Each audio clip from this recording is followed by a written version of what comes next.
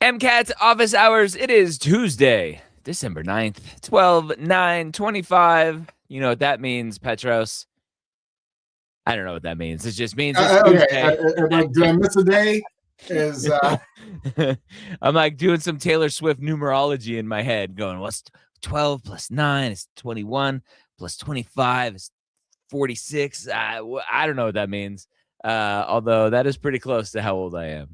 So that's kind of sad, but Me too. it is what it is. Other direction, probably. So. Petros Benassi, VP of Test Prep and Tutoring at Medical School HQ, 45 plus years. You see how I got 40 stuck in my head. 25 plus years of experience in the MCAT and Test Prep world. You started young. You started right out of the womb. Yeah, right. That's how we roll. That's it. I have one of my first presentations that I did in person, like workshops or talks that I did at a conference, very small conference. I put a picture. I don't know where I found it. I don't think I have it anymore. A picture of me in an incubator, like as a neonate, because I was jaundiced, which a lot of kids are coming out of the womb.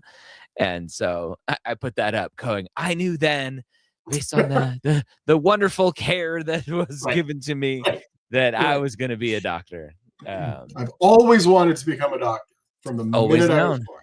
Yeah. There you go. My name is Dr. Ryan Gray, founder of Medical School Headquarters Mapped, author of the Pre-Med Playbook series, host of the Pre-Med Years podcast, all that good stuff. We're here to answer your questions. So if you have some questions, throw them our way. If a mean matriculated MCAT is 511, but it's 80th percentile, then how do the other 80% get accepted? That's not how those numbers work. 80th percentile is all about the number of students taking the MCAT. It has nothing to do with accepted students. So yeah, Chronicles, ask that question again, maybe differently. But to your question, MCAT's only one variable in the medical school application. That's how the other 80% get accepted, although not 80% in this case, because that's not what that 80th percentile means. Yeah, Petros, it's complicated, right? The MCAT is a big part of the admissions process. It's the great equalizer in terms of a number that admissions committees can look at, but it's not the only thing that they look at. No, it is a factor. And to your point, it is the one common factor across all applicants in that everyone's been measured against the same standard, hence the term standardized exam, right? That's where the term comes from. Everybody's being measured against the same standard, being measured against, getting the same types of questions, et cetera, et cetera. But yeah, it's one factor, right? Not to over elaborate on the percentile, but we'll over elaborate on the percentiles. The percentiles represent what percentage of students you scored better than on the exam, right? That is on the exam. So if you're in the 50th percentile, that means you scored better than 50% of all test takers, and 50% scored better than you. If you're in the 80th percentile, that means you scored better than 80%, 20% scored better than you. When you look at admissions numbers, that's everything, right? That's all the things. And so, what's also kind of skewed ever so slightly, and I think this is where fun with stats comes into play, the number of people who take, legit, like the number of people who take the MCAT in a given year does not equal the number of people who apply to medical school in a given year, right? So you might have what I think, don't have top of my head, but like 85,000 or so unique test takers in a given year. 85,000 people don't apply to medical school. So there is a population that self-selects out of applying to med school, unfortunately, sometimes based on their MCAT scores, right? So sometimes it's the opposite. Sometimes it's, I scored well in the MCAT, I've decided I don't want to go to med school. All right, this is not for me, whatever it might be. But there is a population that so that's where Chronicles, to your point, you're talking about like 46% get accepted and 80%, like whereas all that's why, because you're looking at 46% of the people who got accepted from the pool that have applied, and that pool that's applied is already self-selected out, right? So you're not starting at the 1 percentile as far as the MCAT score. I almost feel like there's an MCAT passage in this as far as explaining what MCAT scores, how it all works. A good stats passage or good passage about statistics. But yeah, that's where it gets complicated. But it's complicated. Yeah. Yeah. Good stuff. All right, keep those questions coming. It's a bell curve. Unfortunately, government policies limit the number of residencies and medical school programs we have, therefore requiring a more competitive testing method to whittle down apps. Yes and no. This whole limit residency spots is just one of my biggest pet peeves. There is some truth to that. Petros, I don't know if you've ever heard me talk about this, but we can go back and look at historical data of how many residency spots there were in 1990, 2000, 2010, 2025. Residency spots are going up and up and up and up and up. There are more residency spots that are graduating physicians in this country. So there is a sliver of truth that residency spots are limited by funding is limited with Medicare and Medicaid, but that doesn't limit the number of residency spots. That just limits government funding of residency spots. Mm-hmm. So, all right. So let's see. Good question from Instagram. What's the best way to review? I did a spreadsheet, but because it's too long, I didn't end up reviewing it. It sounds like they had good intentions here, right? Setting up very good intentions, right? Yeah. Probably spent more time on making the spreadsheet than actually utilizing the spreadsheet. So I'll say this, the act of making the spreadsheet is also part of your review, right? The fact that you're actively going through, I'm assuming that spreadsheet, related to questions that you got wrong or questions that you got right or topics that you knew that you needed to review along the way. So like the act of doing that is beneficial. Obviously the benefit of making a spreadsheet or making some kind of, checklist or prioritization list along the way and utilizing it, that's actually what will improve your score. I think the key really comes down to, and this is a mindset shift for some, is to not get overburdened by wanting to do everything. There is a kind of a pandemic of fear of missing out, of good old FOMO when it comes to the MCAT, right? I gotta cover all the things. I gotta do all the things, and it's really easy to fall into the rabbit holes of wanting to review every single question, every single topic, not considering what's higher yield, what's lower yield, what, maybe that day you just happen to not do well on that one question and you now think that you don't know thermodynamics all of a sudden, and that's nothing further from the truth kind of thing. So the best way really to kind of review things is active review. And what I mean by active review is do problems, right? Work the problems, get comfortable with the problems. I've said this 1,000 times here. I will say this till I stop talking about testing, period, which hopefully isn't for a very long time.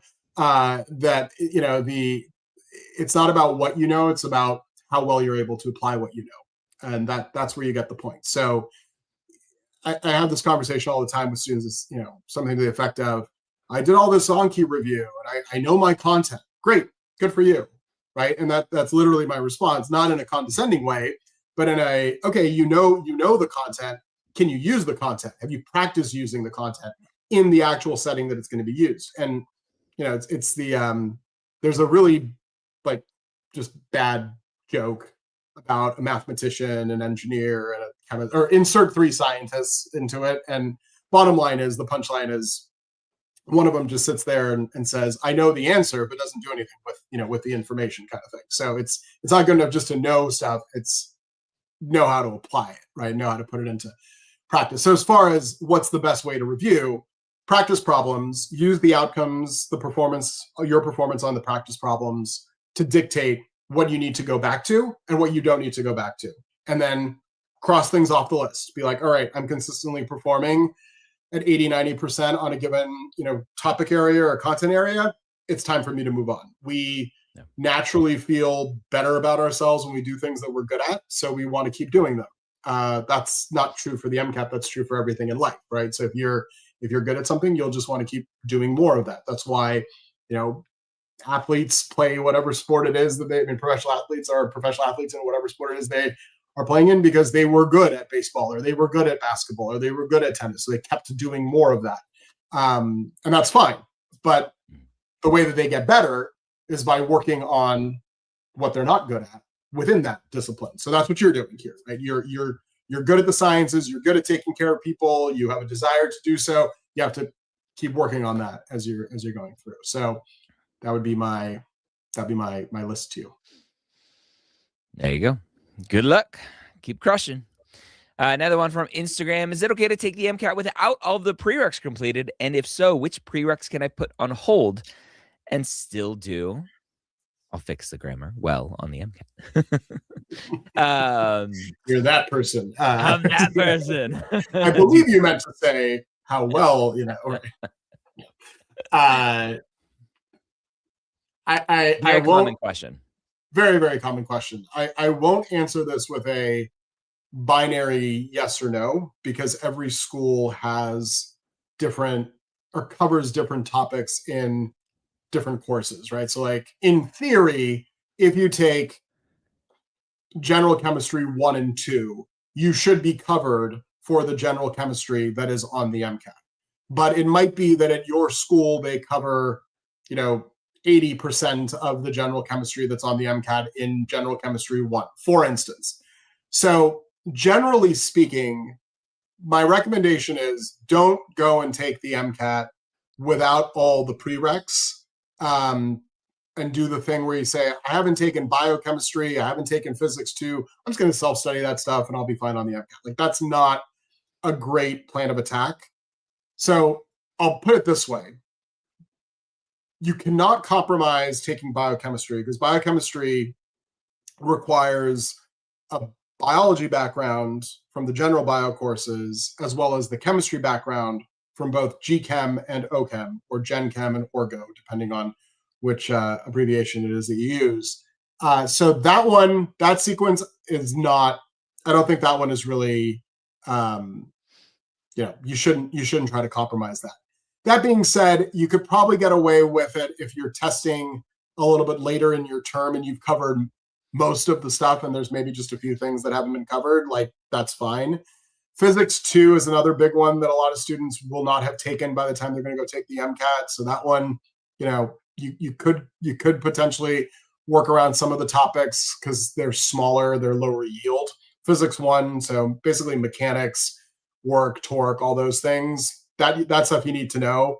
You get into electrostatics, you need to know that, but you get into some of the more optics, of course, but you get into some of the more nuanced stuff in physics, you can potentially kind of self-study those. The behavioral sciences is the tricky one, because depending on your school, it might actually not even make sense for you to take too many of the behavioral science courses. And here's what I mean by this. Depending on your school, it might be, I've seen this happen plenty of times, where if you were to look at the list of the topics that are tested in the behavioral sciences and map it against the curriculum or the coursework at your school, all of a sudden you are looking at like 6 new courses that you have to take into your already busy schedule, and you're only taking those courses for the sake of studying for the MCAT. So that then doesn't make sense to go take 6 additional classes just for the sake of the MCAT. So, general psychology, definitely, like that's a big one. It's more the sociology topics that sometimes can be spread across lots and lots of different courses. So that one, you could potentially get away with doing some self-study. But regardless, you do need to learn the content before you start actually practicing utilizing the content for the MCAT. So there you go. All right. good question here. If I'm currently scoring a 497 on my latest full length, and I have my MCAT on March 7th, am I in a good position to actually take it by then? I mean, So it's we're only January, February, December. March, 3 months. Yeah, it's only. I mean, you've got 3 months, so I wouldn't even make that. I wouldn't even worry about making that call right now. So that's the. I mean, you've got time. Obviously, depends on the score you're aiming for, and it also depends on kind of where you've started, right? So if you were to say, well, I started at a 497 and I've been studying on my own for 3 months and I'm still scoring a 497, then I would say, well, there's no trajectory, so you got to change something about what you're doing, right? Like that's a different answer than, okay, I was scoring a 487 when I started.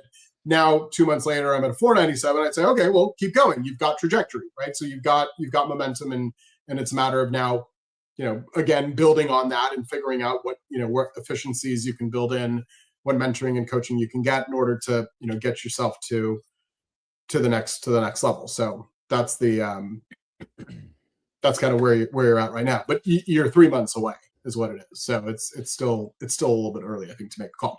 If you were telling me I'm getting a 497, I want a 515, and I'm testing January 10th, I would say, okay, let's have a conversation, right? Because that's an 18-point increase in less than a month. Like, let's talk about that. Actually, sorry, January 9th, because it's hard to believe the first MCAT for 2026 is now a month away. So we are literally January 9th. We're a month away from the first MCAT. But yeah, that's kind of where you're at right now. So 1 month. Dun, dun, dun. Wait, let me see.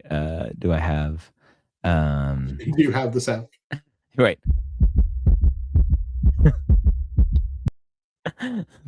My heartbeat's going fast. What's this one? We're a month away. That's about the emotion. Right? Yes, I love the new sound effects built into StreamYard are fun. What's this one? Gong. There you go, the classic gong. All right. Do you think the biochem section score is a stronger predictor of passing boards compared to other sections like cars? I got a 129, but my overall score is 503. I managed to get into 3 DO schools. Petros, as much as the AAMC likes to say there's some correlation with passing boards and whatever, I was talking to someone recently who said that really the only correlation that they've seen is like performance in like their 3rd year clerkships, which doesn't make sense to me either. Yeah. I don't know. What do you think? I mean, the official line is that the AMC, or the official line is that the MCAT is a predictor for how you'll perform on your step 1, which is after your preclinical years. Like that's the official correlation that is, so how well you're going to be able to survive the first couple of years of med school. But here's the deal. There have been studies that have shown that regardless of MCAT score after a certain point, right? I don't remember what the numbers were, but after a certain score, the likelihood of passing doesn't like change dramatically if you have if you have an X versus a X plus 10 score. I don't remember what the number was. So it's, so there's that is what it comes down to. I think you said it last week. I think it was last week.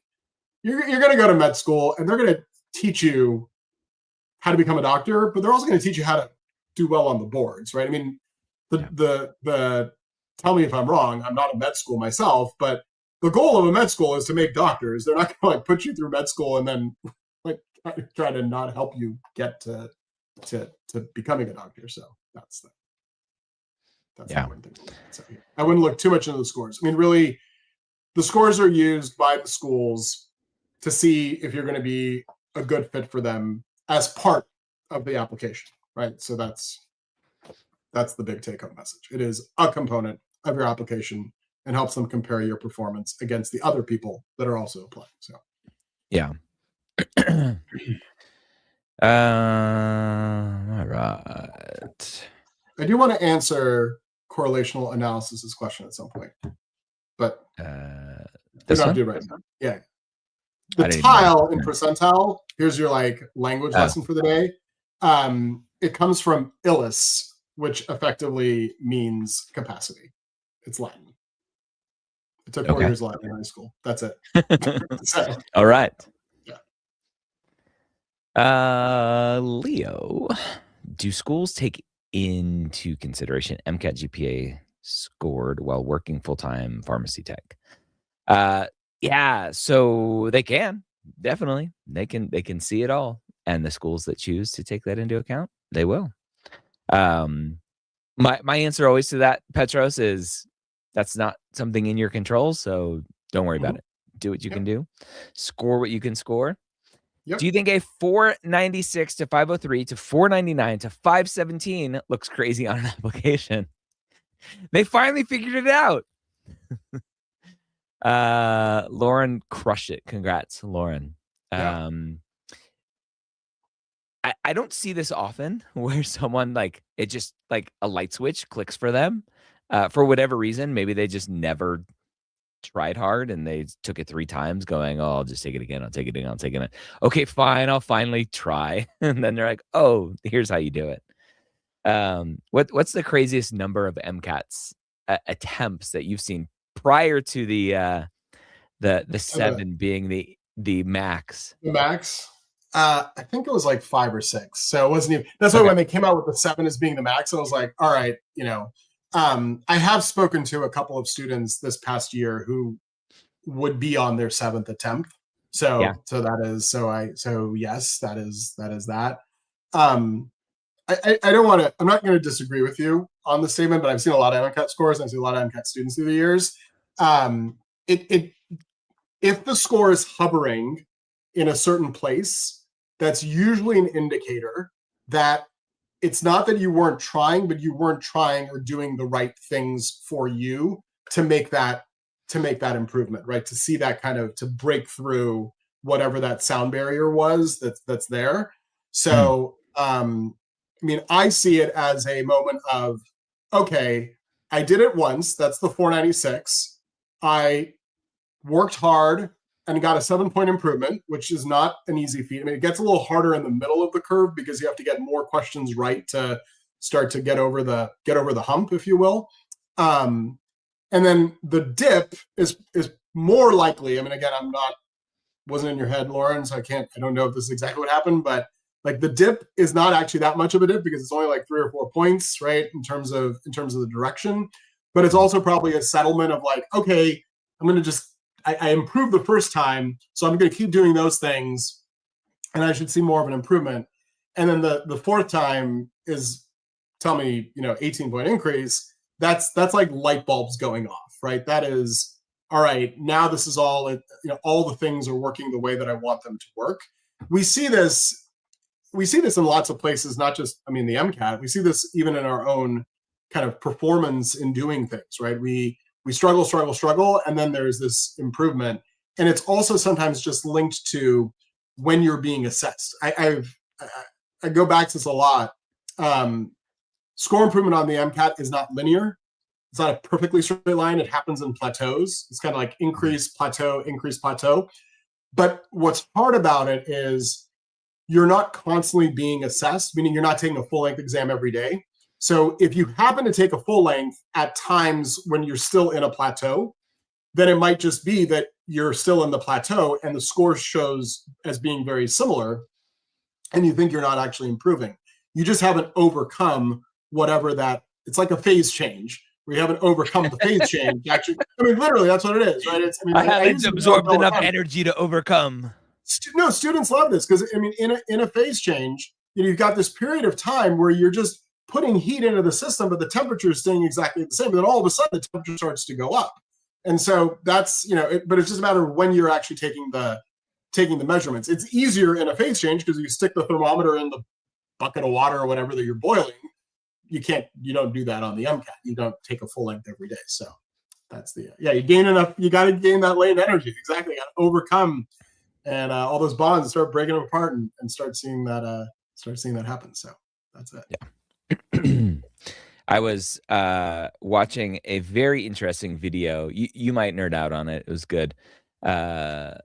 I forget the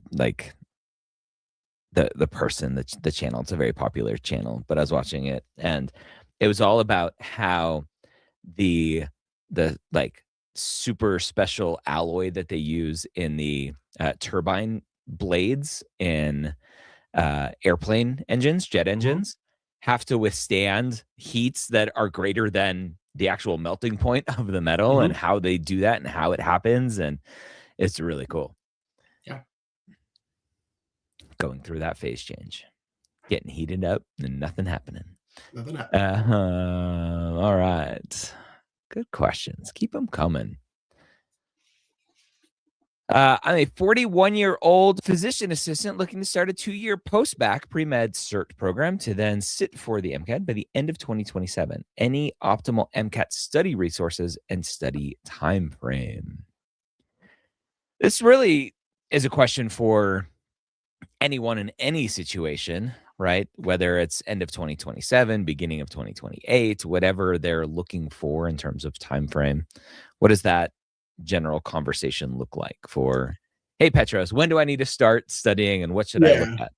Yeah. So you're in an interesting spot for a couple reasons. So I'll answer the question kind of nuanced to you, but also in general. So one, you're in an interesting spot because you've probably taken some of the coursework already as part of your previous or current career, I should say. You're entering into a post-bac program where you're going to be taking some of that coursework again, or a higher level of that coursework as you're going through things. So I think really step one for you in terms of the MCAT timeline, and this might sound crazy even though it's 2 years away, take a diagnostic exam. Just get yourself exposed to it, see what it is that you know, see that that you're confident on, and then see what it is that you're sitting there going, I have no idea what this is. So when you're going through the post-bac program, you're able to pay a little more attention, a little more closely to the material that's going to be tested on the MCAT, but more importantly, how it's going to be tested on the MCAT. For anybody else, if you haven't yet taken the coursework, you need to take the coursework before you take a diagnostic. Like that's generally the advised thing to do. Last thing you want to do is take a MCAT diagnostic the first day of undergrad, and you've taken none of the stuff. You're not going to do well on it. Is what it comes down to. And you're going to feel like the world is ending. The key though is to map it out backwards. So you say, okay, I want to be. I mean, we'll use the hypothetical ideal here, or we'll use the ideal as the hypothetical. That's what I meant to say. So if you want to apply in, let's call it May of 27, right? You work backwards and say, okay, that's when I want to put my application in. So I need to take my MCAT, ideally have it done by, let's call it April of 27, and then work backwards from there and say, well, I want to give myself about 4 to 5 months to study for the MCAT. Then you're looking at around December of 2026. So a year from now is when you would start studying for the MCAT if you were testing in 2027. That's the ideal, right? That's the hypothetical, and that's the ideal. Then you have to start to consider, what else do you have going on? I have got school, I've got work, I've got this, I've got that, and make adjustments accordingly, because it's not easy to just say, all right, I'm going to spend 4 months studying for the MCAT and not consider everything else that's going on. So I think there is a need for planning as far as the time frame is concerned. As far as optimal study resources, really that's student to student. The one thing that I will say is there is no reason, and that's part of the reason why we're here at med school headquarters and why we're doing office hours like this. Like, there's no reason in this day and age to try to do this alone. I'm not saying you have to necessarily get a tutor or take a course, but what I'm saying is there are so many resources out there from others who have gone through this process before. There are resources like the ones we offer here in terms of office hours and free events and all that good stuff to get information as far as building out your plan. So utilize them is really what it comes down to. That's the advice that I will give. It's you're not in a vacuum, I think, that would not have been true 30 years ago, right? Like there was more of a vacuum. Information was not as readily available as what it comes down to. So Yeah. Yep. Awesome. Good luck. Welcome to the dark side. How do schools view uneven MCAT splits? 129 Chem Phys, 123 Psych Soc. You have a general thought on this, on the uneven section scores? It's a very common concern.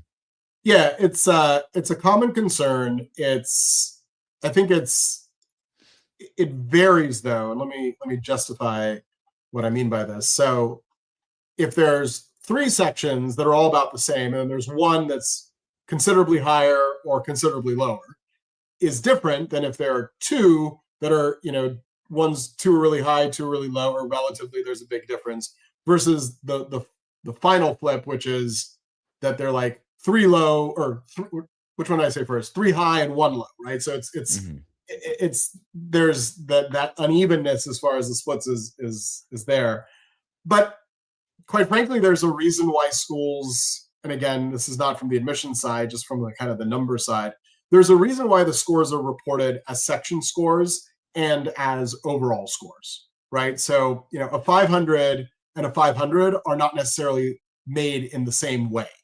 So schools are, looking to see how that correlates to GPAs. It's looking at how it correlates to, to other things in terms of the application, students' interest, all that good stuff. So, as far as the score itself is concerned, if there's one outlier and it's the low outlier, that's where I was trying to go with this. If there's one and it's a low outlier, and it's a big low outlier, maybe something to consider for a retest, not necessarily necessitates a retest, as far as, unless you know that there's something that you can do differently.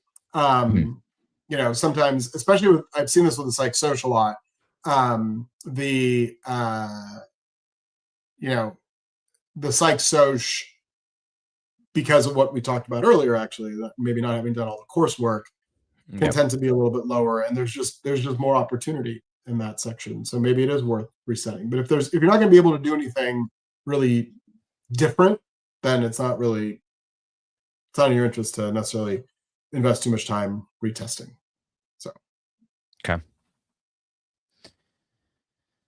All right.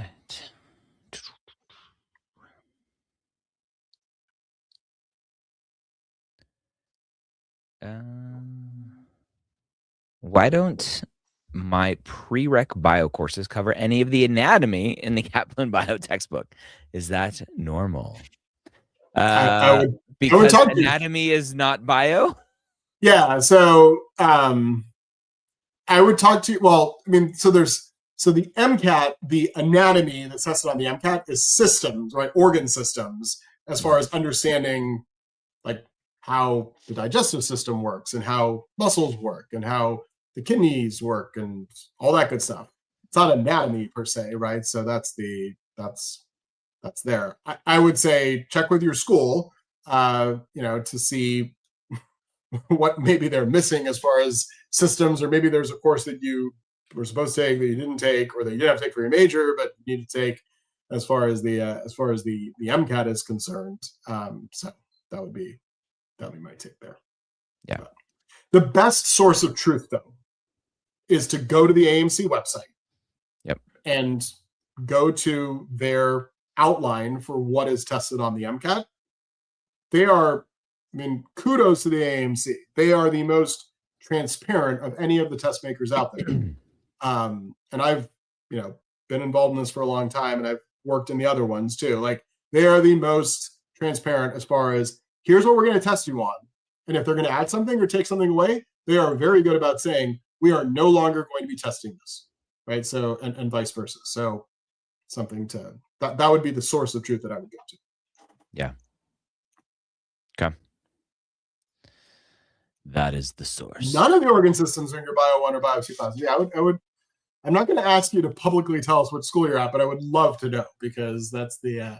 Now I'm just curious. Is what it is. So. Well, I'm thinking back to my bio. Again, like it's not anatomy. It's not anatomy, but I'm thinking back to my bio, and we definitely covered all of. We covered all of the systems that are on the MCAT. Yeah, I don't know. So, yeah. I do think, this is personal opinion. This is not the opinion of med school headquarters. Not, like, this is the personal opinion. I do think that schools have gravitated to spending much more time on the molecular biology and genetics and all those things in the general bio courses than historically they had in the past. So just something to keep in mind. But yeah. Okay. There you go. All right.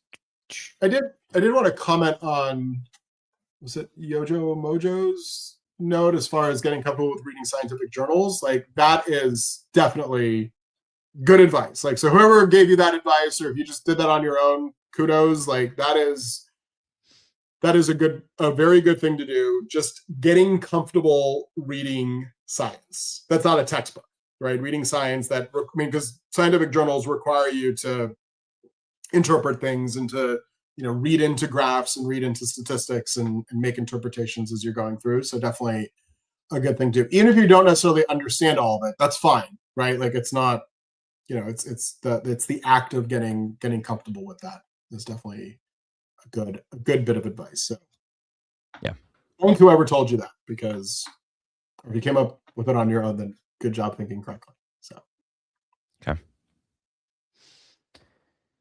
All righty. Good questions today. I love it. Yeah. Yeah. I love it. So we looked at the wild MCAT trend. I have a 355, 35, 40. This guy there makes sense. That's not an MCAT question. Come back tomorrow.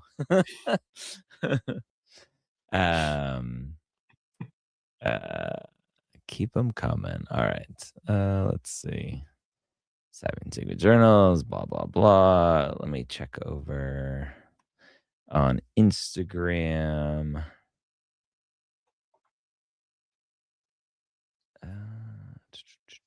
Yeah. All right, we'll go to Lauren's question because there were no other ones. We looked at a wild MCAT trend, 3.5 science, 4.0 in master's program. There's not enough information here, Lauren, to decide. What's your master's in? How many credits was it? What is your upward trend in your undergraduate GPA? There's a lot of questions here to really give you any answer. And what is a competitive MD school? They're all competitive. Even DO schools are competitive. All right, Petros, I know you have a slide deck you want to cover. I do, but we're gonna have to abbreviate it because it's far more than we have time for. So that's fine. We'll just do the rest next time. But I can get to the punchline is what I can get to. So that's all right. That's the bet. Oh, there we go. Sorry, did it at the same time. Nope. Oh, hey, I like this view. It was kind of cool. Are we gonna stay there? Is that what's gonna happen when I go to the next slide? Yes, but I can also. Can you move us? I can move us. Let's see, but it makes us small. Cover stuff. Yeah. You do your while thing. You're doing that, I'll play. Yeah. Yeah, you play. I'll just give everybody. Here's the study tip for the day. So the MCAT's a lot. I mean, there's a lot of science on the MCAT. We all know that. But it's a lot of reading, which is why the notion the note about reading scientific passages made me smile, because you're going to be reading a lot of stuff on the MCAT, and you have to bring in all your information as far as the sciences, et cetera, et cetera. But then you get to the cars section where you have no science that you can fall back onto. And kind of one of the big problems that students have a lot of the time is they get stuck reading, right? They get overly, they overread. That's the easiest way to put it. So the recommendation that I will make to you, and you have to practice this to get good at it, is one, to let go of the details. Like, don't get bogged down in the details. But two, as you're reading through the passages, build out, literally on your scratchboard, build out an outline of what the purpose was of each paragraph. Like, literally why did the author spend a minute to write this paragraph? What was their purpose? What were they trying to convey to you? And if you can do that, then what you end up with is a clean summary of what was in each paragraph without getting bogged down in the details. And then you can use the details if you need to when the questions dictate that you're going to need to use the details. So you essentially use the purpose of each paragraph to tell you, okay, this is where I need to go to when I'm answering questions. But more importantly, I'm not then allowing myself to get bogged down in the details. The caveat to all this is this takes time to really get good at and get fast at. You will actually, so the reason why I hesitate with saying this is if you're testing in the next the next month, it might already be, I don't want to say too late, but I don't want you to try to start to incorporate something new that is going to take you some time to develop if you're not going to have enough time to develop it. So just bear that in mind as we're going through this. But regardless, here's how you do it. So this is a sample passage. We'll just do a couple of the paragraphs just so you kind of get a sense of what it is. It was this time of year, so I felt like this was appropriate as far as the season was concerned. So each December, as the sun begins surrendering its authority over the northern hemisphere, commentators ritualize and lament about winter's cruelty. Yet the keening ignores an older vernacular that once greeted the season with almost filial respect. So a lot of big words in this. So this is definitely one of those philosophical passages, as it were. Early modern diaries from Northern Europe, for instance, describe the cold not as an adversary, but as a tutor. It disciplined the soil, chased vermin from grain stores, it imposed an enforced leisure that fostered storytelling by the hearth. Such chronicles do not romanticize hardship. They simply refuse to reduce winter to deprivation alone.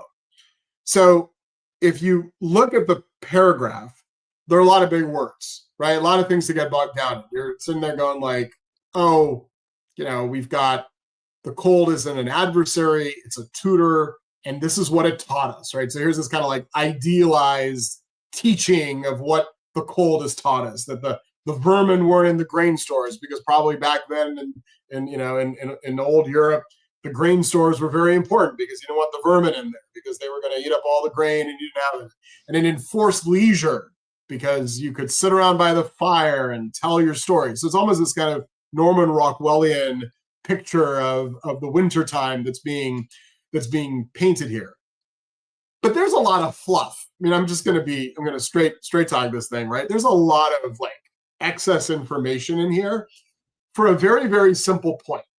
The whole reason why the author wrote this rather long-winded paragraph was to tell you that, hey, here are the historical attitudes that were towards winter, right? That's all it is. It's not what the historical attitudes are is less important than the fact that the purpose of the paragraph is to tell you that there were these different historical attitudes towards winter that, weren't necessarily viewed as being negative, but they were viewed as being this positive, enlightening tutor that's going to teach you how to survive and get, be a better human, whatever you want to infer from the statement. But point blank, all they're telling you is, here's how it used to be as far as the attitudes towards winter in the past. What the attitude was is less important than just knowing that the reason the paragraph was written was to talk about the historical attitudes. And where this comes into play, and this is what's oftentimes kind of overseen, is it comes into play of, okay, if they're asking you questions that relate to needing information about what the historical attitudes were, to go to the first paragraph in order to be able to answer those questions, right? That's the kind of the key difference between getting overly bogged down in this stuff and just extracting the information that you absolutely need, right? It's a very, very kind of clean bit there. The second paragraph, right? The earlier text contrasts sharply with the atmosphere of contemporary meteorological discourse, which tends to translate weather into the language of emergency alerts and commodity futures. Snow no longer a pedagogical presence becomes a logistical inconvenience. Ice is a sculptor of reflective silence, but a liability line for municipalities. The modern subject, armed with central heating and flight schedules, feels paradoxically more besieged by the seasoned villagers who own neither. The estrangement suggests that technological insulation amplifies rather than mutes our sensitivities. So the whole point of all these words, right, as far as what kind of is happening in modern times, is to say, okay, here's the modern perception of winter.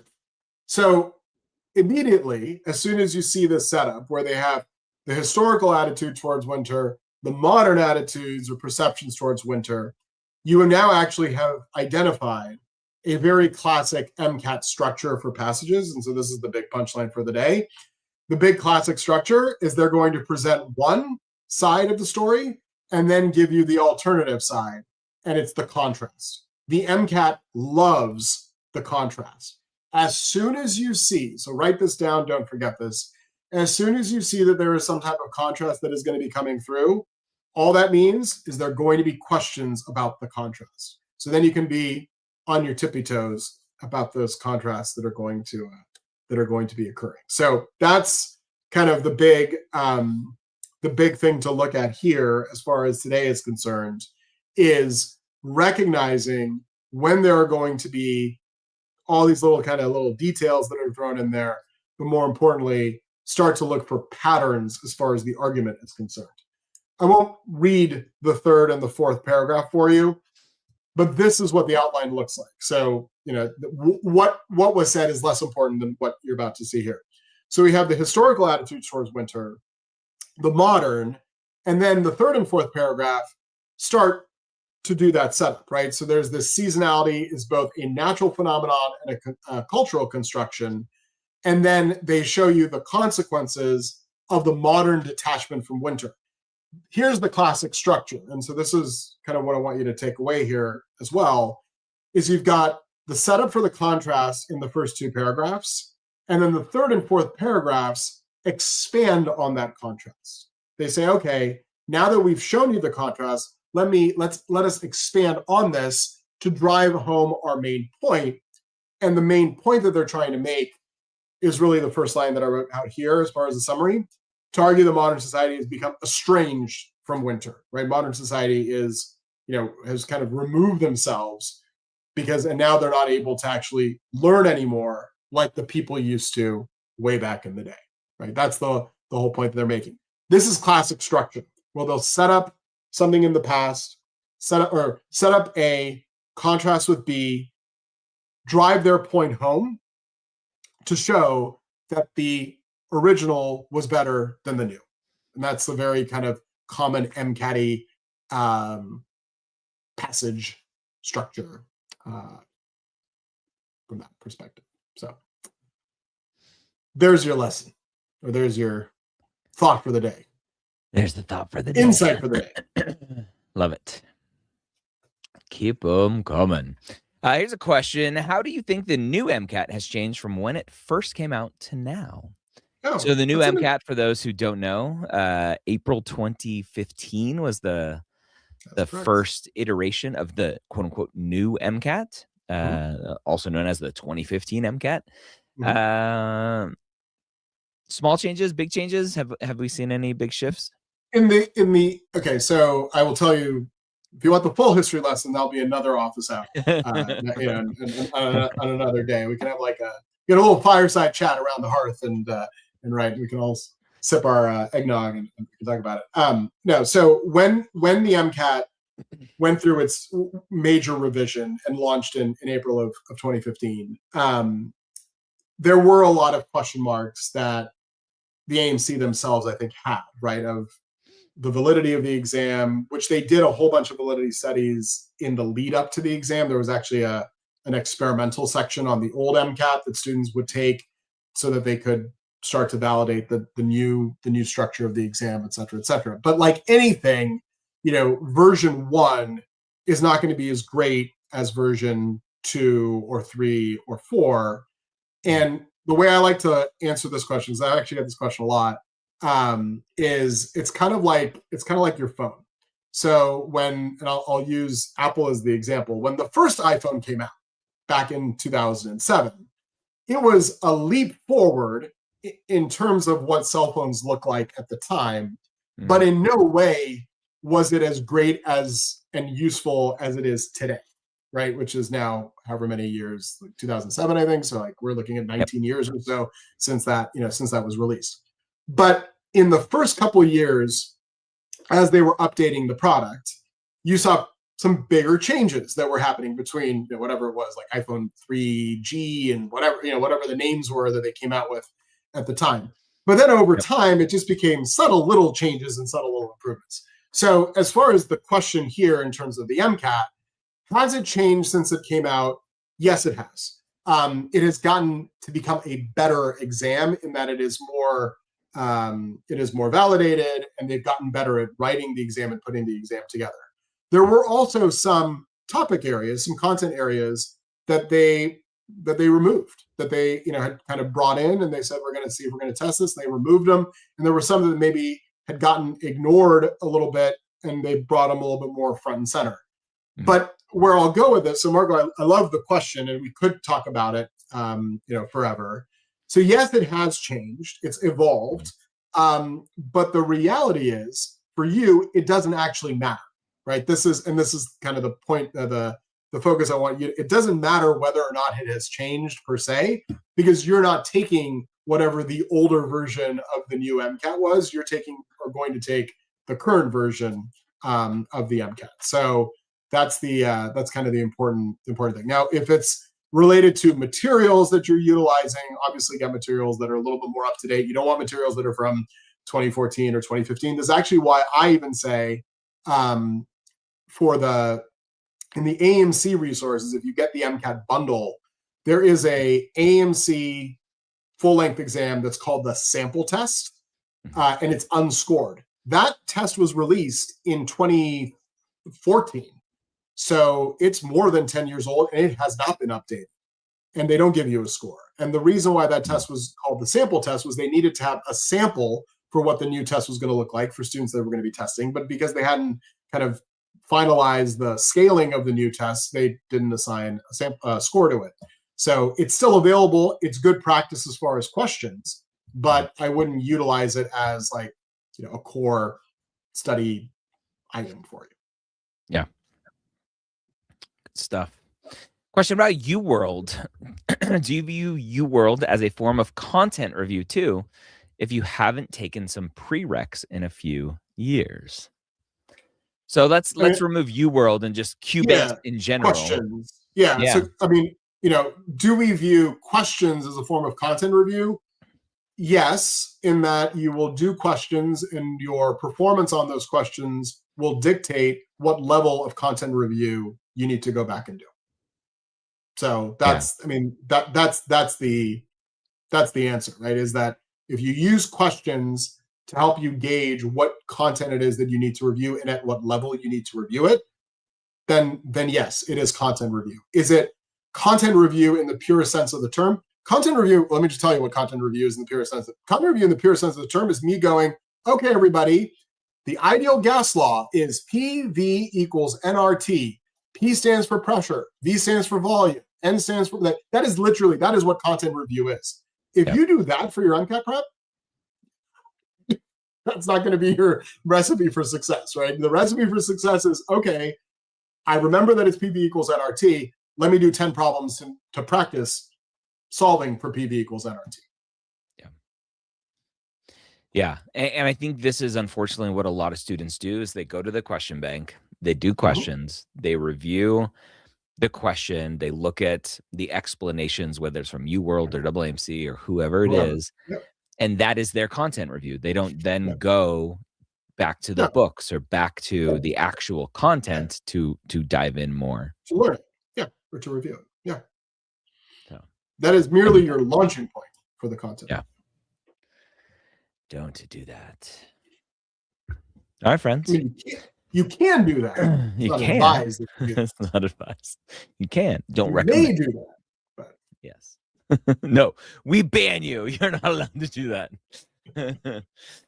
All right, friends. Another MCAT office hours in the books. We're here almost every Tuesday at 4 p.m. Eastern to answer your MCAT questions, cover some passages and questions live as well.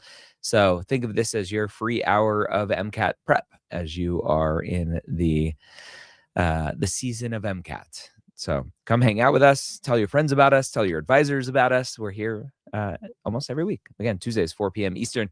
Petros, thanks for hanging out. Thanks for your wisdom, as always. Thanks for having me, and thanks for hanging out as well. We'll see each other next week. Sounds Same good. time. Bye-bye, friends.